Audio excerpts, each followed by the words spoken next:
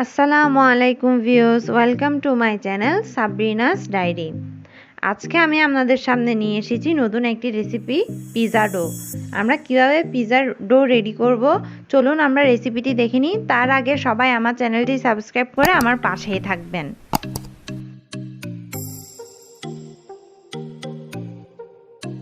প্রথমে আমি এখানে একটা বোল নিয়ে নিয়েছি। এখানে আমি 3 কাপ ময়দা নিয়ে নিচ্ছি। আমি এখানে যেহেতু 2টা ডো রেডি করব, তাই প্রতিটা ডোয়ের জন্য 1.5 কাপ করে আমি এখানে 3 কাপ ময়দা নিয়ে নিয়েছি, দেখতে পাচ্ছেন। এখন আমি এখানে 2 টেবিল চামচ বেকিং পাউডার, 2 টেবিল চামচ খাবার সোডা দিয়ে দিব। এরপর ভালোভাবে ময়দার সাথে পাউডারগুলোকে মিক্স করে নিব। আমরা এখানে 1/2 কাপ পরিমাণ লিকুইড দুধ দিব। আপনারা চাইলে দুধের পরিবর্তে দইও ইউজ করতে পারেন। আমি এখানে দুধ ইউজ করেছি। এরপর আমরা এখানে 2 টেবিল চামচ তেল দিয়ে দিব। এরপর ভালোভাবে মিশিয়ে নিব। তেলটা দিব অল্প অল্প করে দিয়ে ভালোভাবে মিক্স করব। এই তেলের সাথে মিশ্রণটা যত ভালো হবে আমাদের ডোটা অতই সফট হবে। আর আমাদের একটা জিনিস অবশ্যই মনে রাখতে হবে, ডোটা ইউজ করার সময় আমরা গরম পানি ইউজ করব। আমি অল্প গরম পানি দিয়ে মাখনটা রেডি করছি।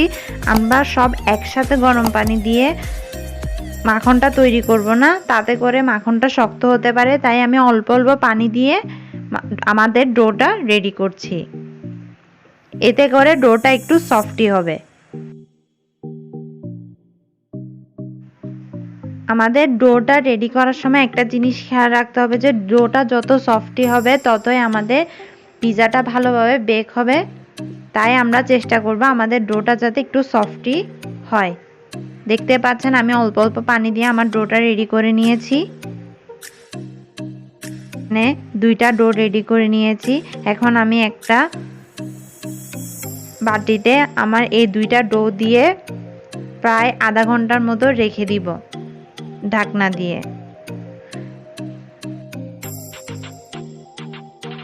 এই যে আধা ঘন্টার পর আমরা এখন ডোটা দেখব।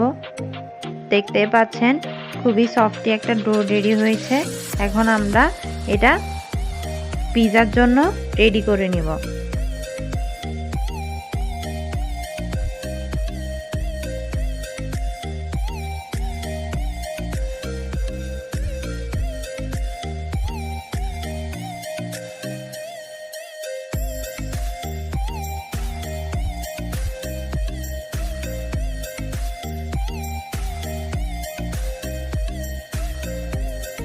পিৎজার সাইজ অনুসারে আমি আমার ডোটা ভালোভাবে বেলে নিয়েছি, দেখতে পাচ্ছেন।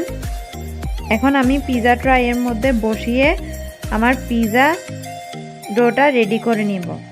তার আগে আমি পিৎজা প্যানের মধ্যে সামান্য পরিমাণ তেল লাগিয়ে নিয়েছি। এতে করে পিৎজার নিচের তলাটা লেগে থাকবে না।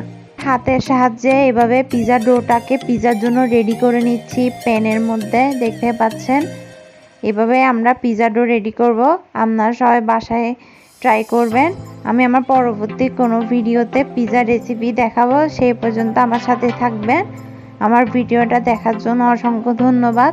ভালো লেগে থাকলে লাইক এবং শেয়ার করে আমার পাশেই থাকবেন। আল্লাহ হাফেজ।